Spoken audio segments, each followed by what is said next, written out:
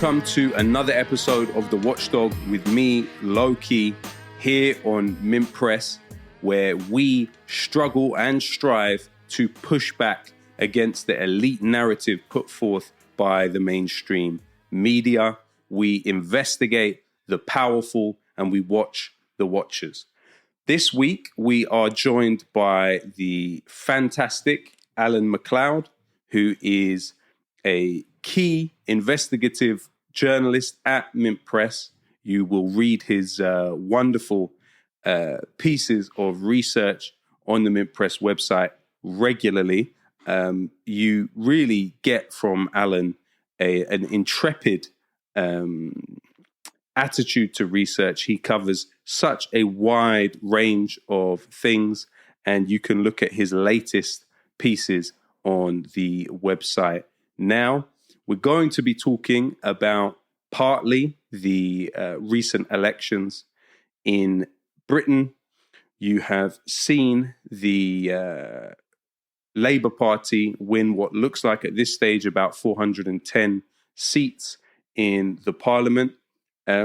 Really, despite the fact that in comparison to the Jeremy Corbyn campaign in 2017, when Labour won 3 million more votes, despite that difference, you're now going to see Keir Starmer be the next Prime Minister of this country. Starmer, of course, is someone who has a history that is, to be honest, in my opinion, quite murky when you look at his role as the Director of Public Prosecutions. Of course, during his time there at the CPS, you had them play a key role in keeping the Swedish government putting pressure on Julian Assange.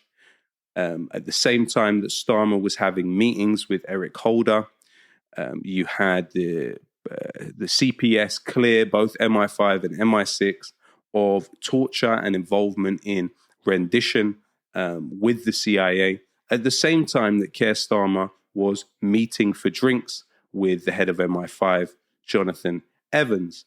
And now Labour is sweeping into government off the back of a campaign in which they relied partly on the assistance from the intelligence company MacLeod.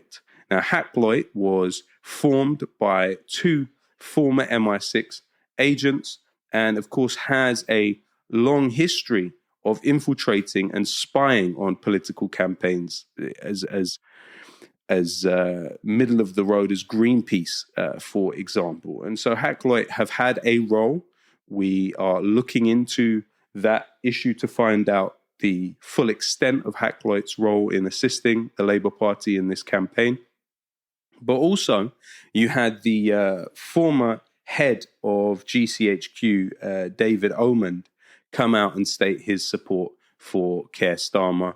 Also, in the run-up to the election, you saw two key Israel lobbyists make large payments to the Labour Party literally days before the election. So Stuart Roden, who footage has emerged, which we will play, of Stuart Roden actually confronting pro-Palestinian demonstrators outside the Labour Party conference and goading them into attacking him.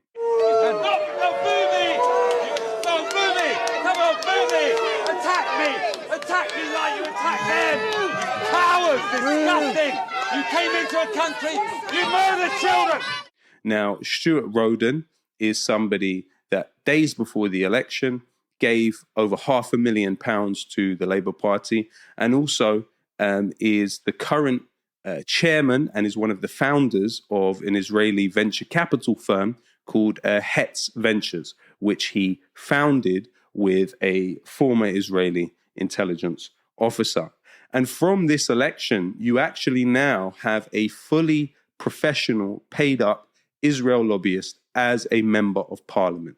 Now, that individual is Luke Akehurst, somebody who went to great lengths with his Israel lobby group, We Believe in Israel, to try and remove my music from Spotify. It is entirely conceivable that Luke Akehurst will now be a minister in the Starmer government. And that is, of course, something to all of us to look to with great concern. In addition to that, you have the interesting case of George Galloway, who won the by-election in Rochdale several months ago, who has lost his seat in Rochdale. But let's be clear, as far as I understand it, there was external intervention by an organisation which not only has received funds from the British Home Office, but has also received funds, according to their trustees' report, from Gerald Ronson, who's a key Israel lobbyist in this country, one of the key figures at BICOM, the Israel lobby group which gave birth to Luke Akehurst. So here we see a coming together of forces, and this organization I'm talking about in Rochdale is Hope Not Hate. They militated relentlessly against George Galloway and did everything they could to make sure he lost the seat. So in a way, it's a very complex machine. It's very sophisticated with a lot of moving parts. But this kind of process has also played out across the country, where you've seen individuals put in to split the vote to make sure particular independents don't win. You know, in the case of Ilford North, where you have key Israel lobby asset, Wes Streeting, literally held his seat against Liane Mohammed with a very, very tiny majority of just a few hundred.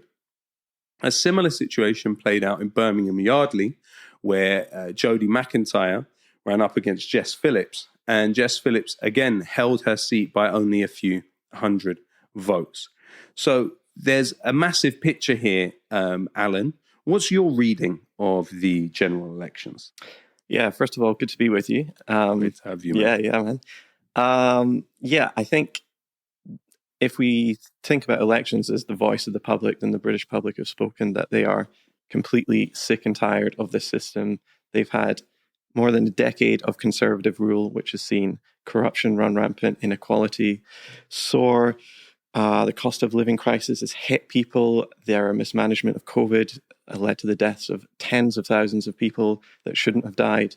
So in that sense, the British public has said they are completely done with the Conservative Party right now. But ultimately, what is this political system offering them as an alternative?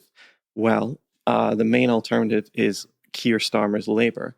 And Starmer has been very clever and cautious and clear that he is not really offering very much of an alternative. He has been very quiet in what he is going to do once in power. And that is because ultimately, when you look at his background, his career, he is going to carry on the same neoliberal consensus as before. And so while there is this great appetite with the British public to inflict pain and misery on the Conservatives, there is not a similar appetite to get Labour into power. And that's because over the past few years, Keir Starmer has been the leader in a really vicious and zealous purge of any radical movements within the Labour Party who threaten the establishment, who actually offer an alternative. Starmer, of course, was key in removing Jeremy Corbyn from the Labour Party. Similar people have faced all sorts of problems, people like Diane Abbott, I'm thinking about. And so ultimately, Labour has been defanged and has been turned into this sort of neoliberal centre, perhaps even centre-right party.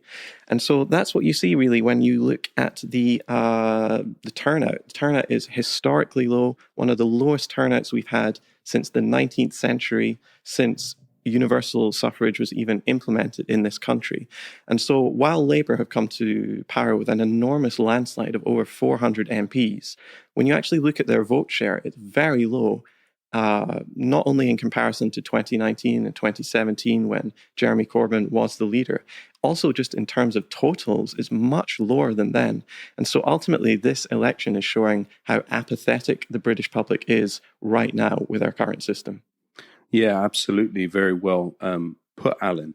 And in a way, when you look at where Keir Starmer appealed to in order to achieve what he has, one of the key places that he targeted for assistance in this campaign was the Sun. He famously spoke at a Sun event fairly recently where he complained about the lack of removal faced by people coming from Bangladesh to this country. Now, that's his argument being that Bangladesh is a safe place for people to be deported to, so therefore they should not claim asylum here. But Bangladesh is not even in the top 20 of the countries that people come and claim asylum in this country from. And anyway, these people, when they target refugees, are literally targeting a wafer-thin percentage of the population. You're talking about 0.18% of the population are refugees. And so they're attacking the most vulnerable in this case. And he did it on the platform of the Sun newspaper. So, Alan, what's the significance, you would say, historically of the Sun, but also the individual behind it, the media emperor behind the Sun? What would you say is the significance to that? Yeah, first of all, let me just pick up on something you said. I think it's so interesting when we talk about immigrants, refugees, undocumented people. We're not talking about the largest group, which is Australians who have outstayed their work permits or anything. We're not talking about, police raids on Cafe Oz, getting rid of these people. It's a very coded word, and it means brown people. Mm-hmm. Let's be real. It means people who don't look like us. And the media, including Rupert Murdoch, has been giving huge amounts of publicity to racist parties like Reform U.K, like Nigel Farage, who, even in this system, seem to have only managed to win a handful of seats. Reform U.K has not even won the same amount of seats as, for example, Sinn Féin, which is a party that only stands in Northern Ireland and is campaigning for Irish reunification. Right now, as we're speaking, Reform UK has the same amount of seats as the Green Party, who didn't get anything like the sort of coverage that Reform UK did, and certainly not the positive coverage. And that's the sort of alternative we're being offered by our media system. We're being offered a far-right alternative to neoliberalism, not anything progressive like from the Green Party, which is like a eco-progressive party, not anything like the Scottish National Party, not anything like Sinn Féin or anything like that. It is the choice between the neoliberal centre or the fascist right, and we're seeing that across Europe. And that is really a media invention. These people are being buoyed by our billionaire-controlled media. And Rupert Murdoch is a great example of this. He is probably the most important non-politician in the country. Tony Blair once called him one of the four most important people in Britain and an unofficial member of the UK cabinet. Murdoch owns a huge amount of media worldwide, including in this country, the UK. That includes the Sun newspaper, the most well-read newspaper in the country. It includes the Times, the Sunday Times. And across the world, he owns huge brands like the Wall Street Journal and Fox News and most of the Sky brand as well. So whatever country you're in, especially if you're in an Anglophone country, you're probably exposed to a lot of Rupert Murdoch propaganda. So who is this guy? He's an Australian billionaire, but he's always used his newspapers and his TV channels to promote his hardcore conservative ideologies. And one of those conservative ideologies is actually constant and unremitting support for the state of Israel and whatever it does. Murdoch has been to Israel many times. He has developed personal friendships with multiple prime ministers, going back as far as Ariel Sharon in the 1980s, where he used to go to his farm and hang out with Sharon and take helicopter rides around the country with Sharon. He was recently having talks with, or rather his son was recently having talks with Benjamin Netanyahu and Naftali Bennett at the same time. What those talks were, we don't know, but realistically, in this current climate, we know it's probably going to be media support for Israel's ongoing attack on Gaza. So Murdoch has always been very, very close to the state of Israel. He has political ties to Israel. Of course, there was the famous handwritten note that an Israeli newspaper publicized a few years back. It was called Netanyahu's Millionaires. And it showed that Benjamin Netanyahu, in a handwritten note, had written out a whole bunch of big money benefactors that he hoped would fund his political campaign. And right there, near the top of that list, was Rupert Murdoch. And we should say that 98% of Netanyahu's funding for that political campaign came from abroad. Murdoch, of course, has economic interests in Israel as well. He is on the board of Genie Energy, which is an oil and mining company which has carried out all sorts of explorations in the Golan Heights that Israel has illegally occupied for more than 50 years now. He's also given money to the Jerusalem Foundation, one of the most important builders of illegal settlements across the West Bank. So Murdoch is waist deep in the Israeli project of trying to colonize Palestine. So much so that despite the fact that his newspapers and his channels like Fox News pump out relentless racist propaganda 24/7, the Anti-Defamation League actually awarded him a huge prize of like an anti-racist prize, which is utterly unbelievable, right? That the ADL is honoring Rupert Murdoch in a gala. They are supposed to be an anti-racist organization, but these sorts of things just really show you how far the ADL has gone from what is its stated goal and how much it's really about supporting the state of Israel above all costs. Absolutely. I think one of the interesting things about Murdoch, which is not mentioned enough, is that he had a subsidiary by the name of the NDS Group. Now, the NDS Group actually had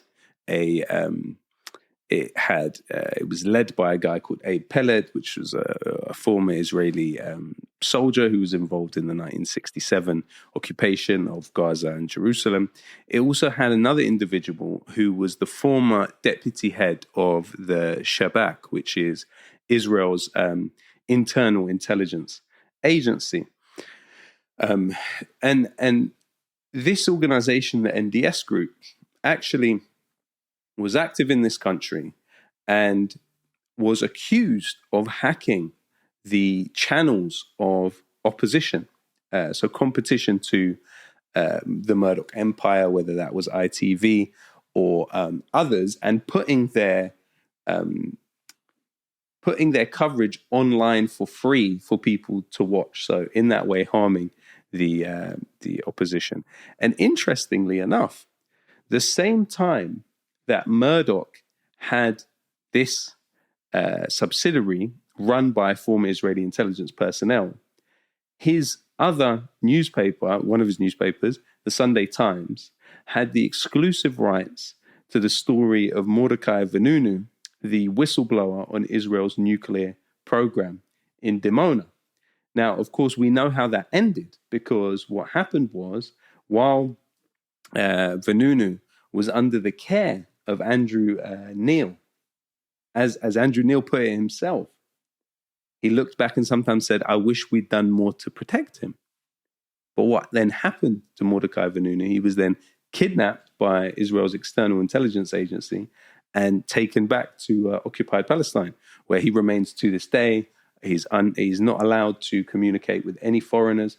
So I've always wondered how it is that you could have Rupert Murdoch having this subsidiary, an Israeli subsidiary staffed by former Israeli intelligence personnel, and at the same time owning the newspaper, which was giving out that scoop about the nuclear story, but also failed in its duty to protect Mr. Vanunu. So really what you have here is somebody wielding political influence. I mean, another interesting case with Murdoch is, of course, the case of Sam Kiley, who was actually at the Times. He was the Africa correspondent for the Times. And he quit his job, saying that he was prevented from being able to cover Palestine or write about Israel.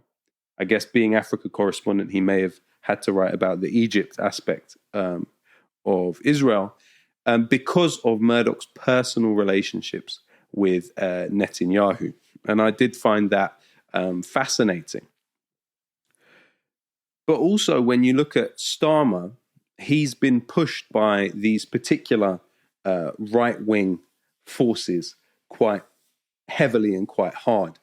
And every now and again, within that push against pro-Palestinian feeling in this country, you've had some sort of shrapnel come and hit others, such as ourselves. So in the case of the Daily Telegraph, which is, of course, a key right-wing voice in this country. It recently did the ridiculous story saying that in Lebanon there were weapons being stored in the Beirut airport, and they were largely ridiculed for that. And the Daily Telegraph also came out with a story fairly recently identifying not only me, but a few other users of the X website, and did this amazing leap of logic where they said, firstly, that a certain amount of the followers of my Twitter account and the other people's Twitter account were, well, actually, no, they didn't say followers. They said accounts that engaged with my account were not genuine. So I think it was, I can get the exact figure unless they said 11% for you. They said 11%. Okay, so they said 11% of the people that engage with my account, not even the people that follow, but the people that engage with my account were actually were fake accounts. Okay. And then they used the leap of logic to say, also, you've got these people at Whitehall that are saying that Russia and China are... And Iran. I don't remember Iran being mentioned in the article. Yeah. Are you sure? Yes. Okay. So these foreign states, right, an amazing sort of trilateral effort here to boost pro-Palestinian influencers to manipulate British public opinion. Now, can you just tell us a little bit about the anatomy of this smear? Yeah, I mean, it's incredible, isn't it? Because, listen, Twitter and everywhere else in social media is littered with bots. Everybody knows it. You can tell immediately when you see a bot in your replies because they say something super generic, and then quite often there's a link to like a cryptocurrency website or something. And that's kind of how bots work. But yet, this kind of like smear and sort of very sort of euphemistic language about how people are being promoted and using words like, oh, help promote, has been going on for a long, long time when it comes to online influence campaigns. Every country does it. Even businesses do it, right? But when it comes to your one, I found it astonishing because the very evidence, the only evidence actually they really reported on this was, as they said, that they said, 11% of the accounts that interacted with people like you were suspicious or fake, right? But when we look at Sciabra's own data in a previous report, they estimated... Who's Sciabra? I'll get to that in a second. They estimated, right, that 11% of the accounts on Twitter were fake or inauthentic. So what they're saying is an exactly proportional amount of people that are interacting with you are supposed to be, Iran-backed or fake or whatever. But that's exactly what you'd expect. In fact, because you are quite a well-known person on Twitter, a lot of people will flock to you. You probably expect more fake accounts to be coming towards you than anything else. So if anything, the numbers that they're presenting are showing the exact opposite, that this is actually an organic feeling online. Yeah. The real skullduggery comes when you actually look at who Sciabra is, because this was the main piece of intelligence and evidence that the Daily Telegraph, conservative aligned newspaper here, they call it the Daily Torygraph, of course, that used to smear people at you and all sorts of other pro-Palestine influencers. I'm surprised my name wasn't on there, but I'm glad about that, actually. But they relied on an intelligence company that they called a private company. They didn't reveal to anyone in the article that this is actually an Israeli company, which, considering we're talking about Israel-Palestine, is already an extremely important piece of information to know. But it goes much deeper than that, because it's not just an Israeli company. It is an Israeli company with deep, deep ties to Israeli intelligence. Sciabra has been working very closely with the Israeli government since October 7th, briefing the Israeli government on how best to combat influence campaigns and get their messages out. And when you look at actually who the key players in Sciabra are, it really starts to raise your hair, and should set alarm bells off on anyone. Because, of course, Sciabra was started by a guy called Dan Bramy, who until recently was a combat instructor for the IDF. And Brahmi co-founded his company with two other people. Ido Shrega was one of them, who was very high up in Israeli intelligence. And then who was the third guy again? It was Yosef Dar was his name. Right. He was a leader in Unit 8200. Now, Unit 8200, for anyone who doesn't know, is Israel's most notorious and actually largest unit of its entire military. And I'm happy to say it's an institution that between us, I think we have journalistically terrorized over the last few years. There's been a lot of information about Unit 8200 that I've put on the account that you've put out through Mint Press. So it would make sense that somebody that emerged from this unit would be involved in a smear like this. Yeah, most definitely. So Unit 8200 is basically the dirty tricks brigade of the Israeli military. It's really all to do with cyber warfare and online and surveillance activities. So Unit 8200, for instance, is carrying out a massive dragnet of the Palestinian population, whereby they listen to their calls, look at their emails, etc., etc. And they are building up huge profiles on millions of people to dig up dirt on them and use this as compromat to get what they want out of them. So, for example, if you are gay in Palestine and you're in the closet, Unit 8200 is known to use that information against you and turn you into an informer for them. For example, we have the testimonies of dozens of people who've come out and said that they no longer want to serve in the brigade because Unit 8200 treats all Palestinians as if they're terrorists. And they are even instructed, for example, they are taught Arabic and they're taught all the slang words for gay to listen out on all sorts of phone conversations. Wow. So this is what they're doing. And of course, Unit 8200 is also the base for so many of the dirty tricks online that the Israeli government has played in the last few years. Unit 8200 officers have gone on to found all sorts of surveillance companies and hacking companies, including the one that created the famous Pegasus software, which was used to spy on and surveil foreign leaders, journalists, political activists all over the world, and was very likely used in by the Saudi government in its murder of the Washington Post journalist Jamal Khashoggi. So this is the group that is coming out and saying that there are, foreign countries promoting a pro-Palestine message and boosting your reach online. That immediately should be taken with not just a grain of salt, but just like a whole bag of salt dumped on there. And it is journalistic malpractice to take that as gospel. Yeah. And not even informing readers that this is going on, that this is an Israeli company, just presenting it as a private analytics firm, is ludicrous, and it really stinks to high heaven. Well, and also, Alan, we have to remember that when the campaign in Gaza began, what was the exact number again of Cyber employees who were actually reserves in the Israeli military who went to fight in Gaza? Do you remember? Well, Dan Brahmi actually said in a podcast interview that I was listening to that he said half of his entire staff left immediately. Staff was about 40 people. So it's about 20 people, we can say, half of his staff. Yeah.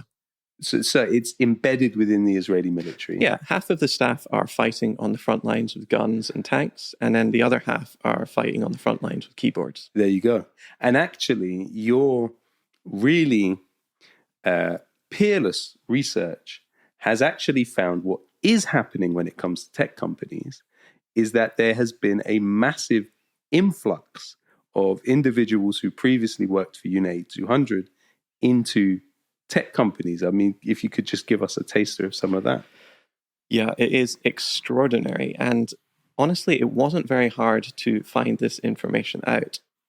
Over a series of investigations I did for Mint Press News in the past couple of years, I found that there are literally hundreds of former Unit 8200 officers and employees who now hold very important jobs in key tech companies, including dozens in Google, dozens in Amazon, dozens in Facebook, Microsoft, you name it.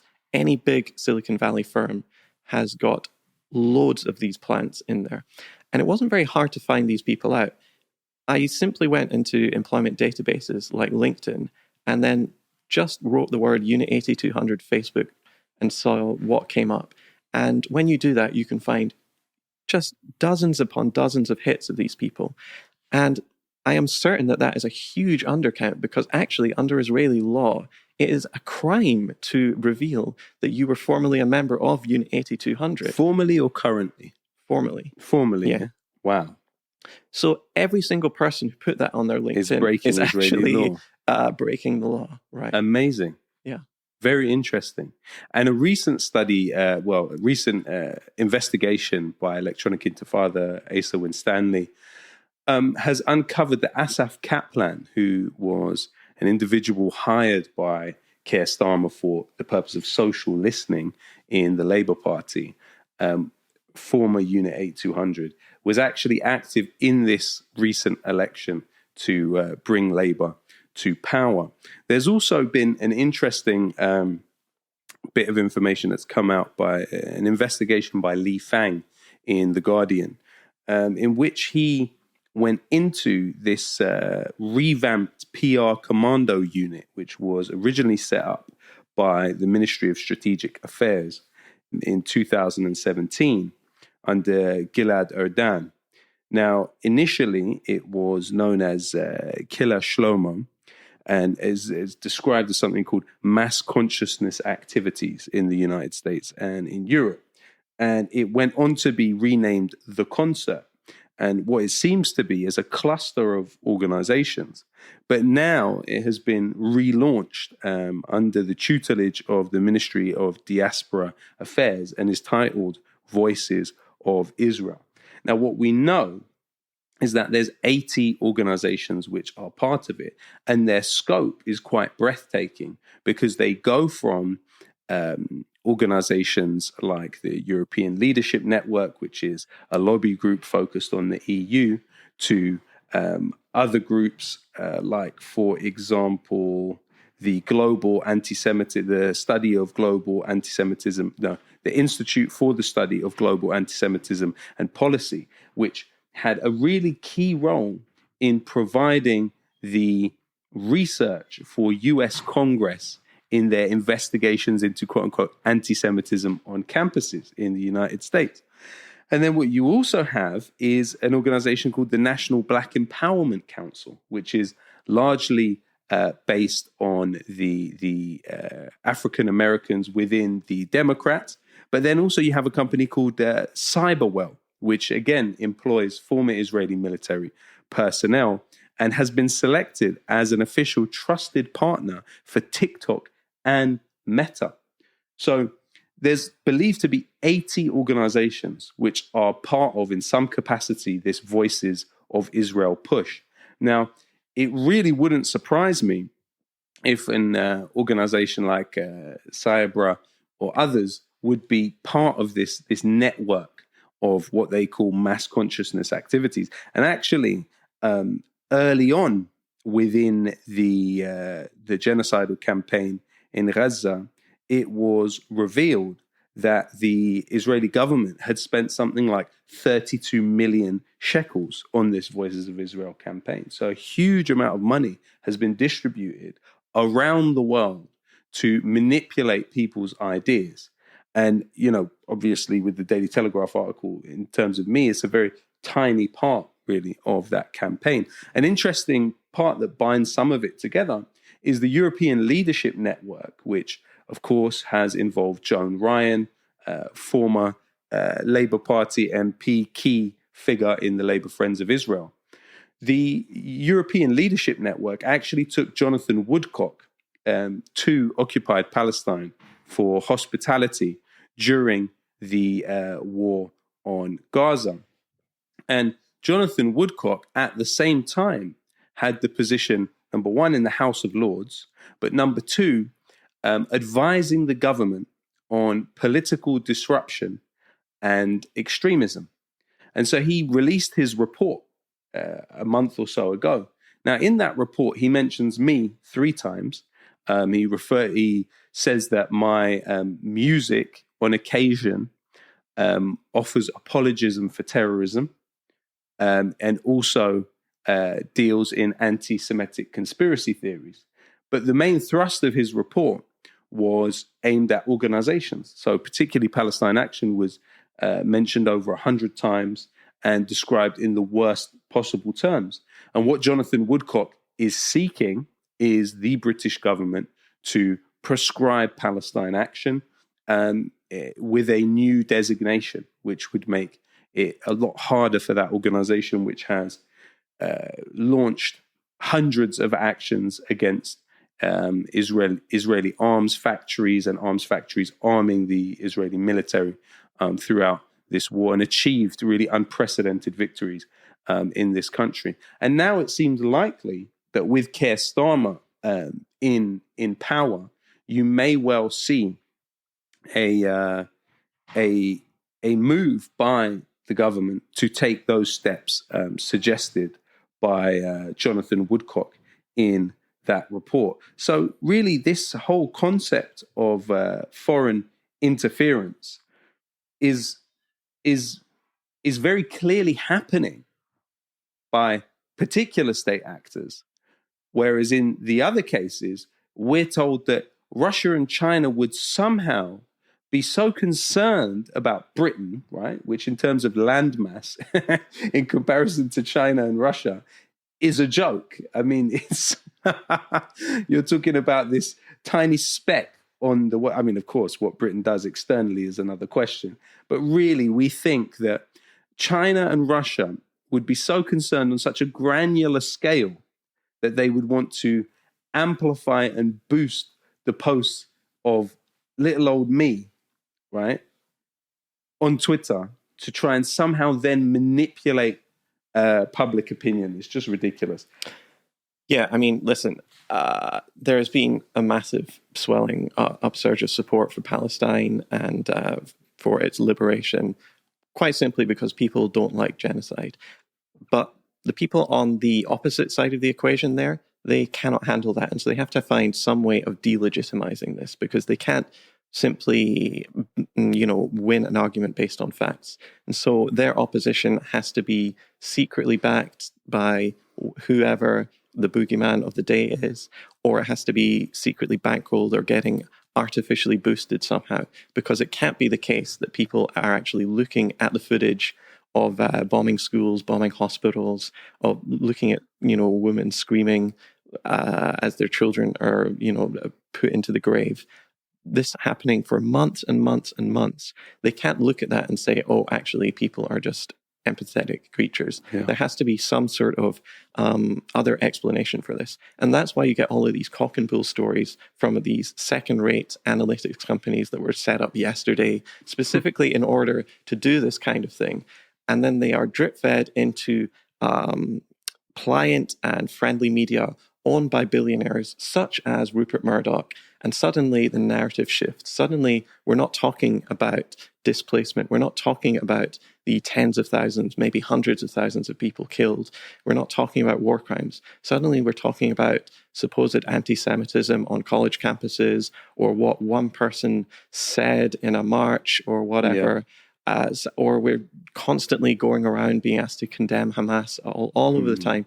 The subject is being changed, and that is precisely what this massive marketing and PR budget is for, to try and change the subject, to try and get people to not concentrate on the very clear issue that one country is trying to displace an entire people, and that governments in the West are actually supporting that.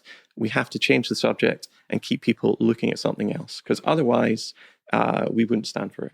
I mean, another interesting part of the Voices of Israel story is that one of its organizations that operates in direct coordination with it, seemingly, is this Hillel International University Network, which is massive, a massively important part of the Zionist movement in the United States on campuses. And Hillel has had a key role in trying to suppress the campus protests. I mean, you have also looked into the campus, the aspects of the campus protests, some of the big-time backers of squashing it. What I was fascinated by with UCLA was the way in which the LAPD seemed to have a relationship with a non-state security actor, which was full of former IDF figures. And you had pictures of the same individuals who were pictured without uniforms on, attacking protesters the night before it was cleared by the police, meeting with the LAPD before. And you even had footage come out of a key individual at the LAPD saying, we see a new vision for public-private partnership in terms of policing. And this was an organization that literally was full of former Israeli military personnel that was seemingly mobilized to shut down this encampment at UCLA. You know, it's always been my opinion that you have to beware of what they call false trenches when dealing with the Zionist lobby. And I feel like a stationary protest is far easier to subvert through many different malicious machinations than a static or something that happens quickly and then moves away. And so in this case, this Mag and Am, and maybe we can play it. You've got an LAPD commander, Vic Davalos, praising the Zionist militia group Mag and Am, which is staffed by former Israeli military personnel. And he says, I see Mag and Am as the next evolution of an organized public/private first responder partnership in the community. Today, on February 2nd, 2020, I see professionally trained and dedicated security personnel, Maganam, as the next evolution of an organized and professional public-private first responder partnership in the community.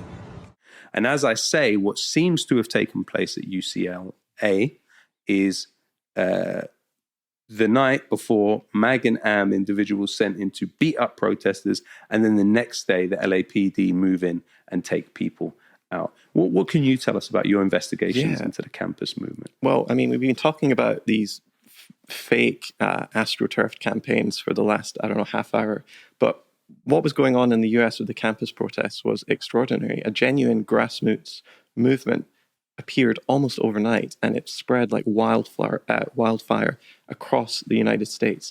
And it was also, very importantly, most active in some of the most elite universities. It started at Columbia School of Journalism, and then it moved to Yale and Harvard and Princeton. These are the people who the government are expecting to become the next generation of leaders in the United States.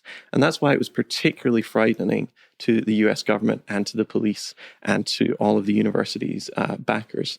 When we're talking about the police, we should just bring it back, and we should remind ourselves that the Anti-Defamation League is actually the largest private trainer of American police in the world right now.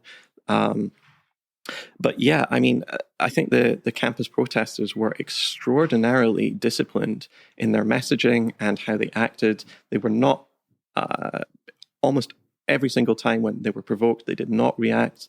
They knew what to do, and they were trying to be as, quote unquote, respectable as possible. And that's why the movement they really terrified the government, who were just hysterical about this, talking about how it was this anti-Semitic hate mob that had taken over universities. And when we look at how the universities reacted to this very often silent, very, very peaceful demonstration, which was generally just, in the main square of many of these campuses, they weren't really bothering anyone. They were very respectful. But the police were brought in almost immediately, even in situations where it was highly reminiscent of things that had happened in American history, very dark periods of American history, like the Kent State Massacre. Yeah. And the reason that university officials were so quick to call the police and pull the trigger on these protests was because they started getting calls immediately, and in fact before the process even started, from their big money backers. most universities, even if they're public, they still get very generous donations, sometimes in the billions of dollars from billionaires. And as soon as October 7th happened, very prominent pro-Israel billionaires like Len Blavatnik, like Robert Kraft, like Leon Cooperman, like Edan Ofer, who give huge amounts of money to elite institutions in the United States, immediately got on the telephone and said, you have to start condemning Hamas in the strongest possible terms. You have to put out solidarity with Israel messages constantly. And so when these protests started appearing, they immediately got on the telephone to university presidents and started pulling their funding, which is a huge threat to these universities, because actually that is the model of, that's their economic model, getting money from the super rich. And so when people like Edan Ofer pulls his funding from Harvard, then that is a huge problem. Harvard have to react. But we have to remember who these people are. I mean, Edan Ofer is an Israeli billionaire whose shipping company has intimate ties with the Israeli military and the Israeli special forces. Of course, his shipping company was used many times by the Israeli military to ferry commandos around the Middle East and North Africa to carry out assassination raids. For example, in the UAE, they assassinated a top Hamas official. They also did a small-scale invasion of Tunis back in the day to assassinate, I think it was a leader of the PLO. PLO back then. And so, yeah, these people are intimately that was also connected. Offer. That was also the Zodiac Maritime. They were involved with that. The Offer family were involved. Wow, okay. Yeah, and you go down the list, it's all of these people who constantly are raising money for the Friends of the IDF and similar organizations, people like Robert Kraft, who owns the New England Patriots, a billionaire, or Len Blavatnik, the Soviet-born oligarch. Also included on that Netanyahu Correct. list, He was actually Blavatnik. number 2 on that list of funders of Benjamin Netanyahu. And so we're going full circle. We're talking about the funders of Netanyahu. We're talking about people who actually give money to train the US police. Leslie Wexner was on there. He was on the Netanyahu list, and he's also key at Harvard. That's right. And key to the Epstein story. He pulled his money out, feigning outrage at these terrible attacks, as if they were some sort of moral calamity. But of course, Leslie Wexner was the key source of money for the disgraced child trafficker Jeffrey Epstein. He was Jeffrey Epstein's right-hand man. So when we're talking about Leslie Wexner apparently taking a stand, a moral stand over something happening for young people, this is an absolute joke. We know that this is a political message being sent to reasonably powerful institutions in the United States to clamp down on any sort of progressive activism. Absolutely. And, we've seen such an incredible 9 months with this genocidal campaign in Gaza. And in many ways, the masks have fallen. What worked previously in terms of bullying and intimidating people has not worked, and it's lost resonance in that way. So what we're seeing is, with that desperation, more extreme actions being taken. And that is, of course, truly fascinating. It's been interesting also to watch the headlines of newspapers like the New York Times, because, of course, they have traditionally been very loyal lapdogs of the Israel lobby. Of course, the New York Times has fired individuals. I remember Hussam Salem, a Palestinian photographer in Gaza, who we don't even know if Hussam is still alive, actually. He had a very modest role with the New York Times, probably on a freelance basis anyway, providing photographs to them from Gaza.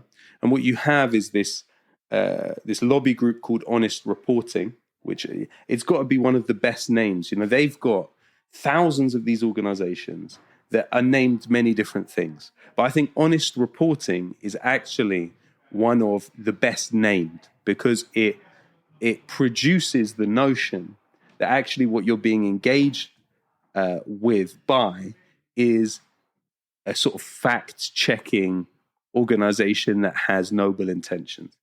Actually, it's one of the most aggressive Zionist attack firms. It's got fired. For instance, a brilliant poet that I know from Manchester, Nasima, she was hounded out of really, a modest role presenting every now and again a local BBC show.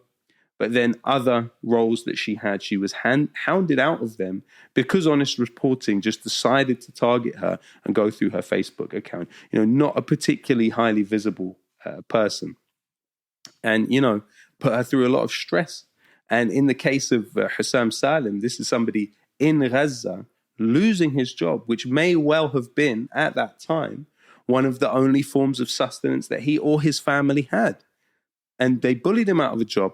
At the same time, the New York Times has several individuals that write about Palestine that have children serving in the Israeli military. I mean, the New York Times bureau, it was said, in Jerusalem, was actually based in the house of the well-known Palestinian academic Ghada Karmi. But, you've also looked in depth into the New York Times, particularly after them winning this Pulitzer Prize. What can you tell me about the New York Times? Oh, boy. I mean, you are a well-established troll of mainstream media headlines. That is... I think that can be said. Right? Yeah, I mean, I guess in a previous life, I was a academic looking at journalism studies. Right. And it really is extraordinary watching since October 7th, seeing all the theoretical work that people have over the past few decades, people like Noam Chomsky, Edward Herman, Robert McChesney, whomever it is, talking about how fettered and controlled journalism is from the top down. It really is so extraordinary seeing this coming out into fruition and seeing all the theories being proven correct. So, for example, there was a leaked memo from the New York Times from their upper management towards all staff that instructed them to say that they couldn't use words like occupied territory, they couldn't use words like refugee camp, and in fact, they weren't even allowed to use the word Palestine very much when they were actually talking about this. They were given these directions from on high, talking about how you could never use words like slaughter or any emotive language when discussing Israelis killing Palestinians. But it's completely fair game the other way. So when you actually do studies of this, you find that words like slaughter are used for Israeli casualties 22 times as often in the New York Times as for Palestinian casualties.